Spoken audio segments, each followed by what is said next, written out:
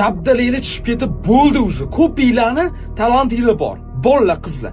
Mana shu окружение, mana shu atrofinglardagi odamlar sababli ko'p ishlarni qila olmaysizlar. Mana shular sababli samatsenga o'ziga bo'lgan ishonch tushib ketaveradi. Ishoninglar. Ishoninglar, nafaqatki tajribamdan kelib chiqib aytmoqman.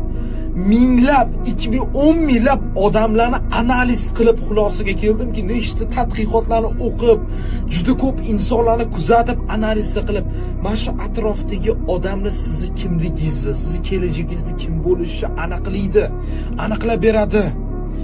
Sani kimligingni aytaman, o'rtog'ingni ko'rib deydi-yu. Xuddi shunaqa. Chunki sizga aytayotgan har bitta gapi qog'ozni ichiga shunaqa gaplarni o'raydi, yuraklaringizga tirsillatib qo'yadi. Inson sizga nima muhim?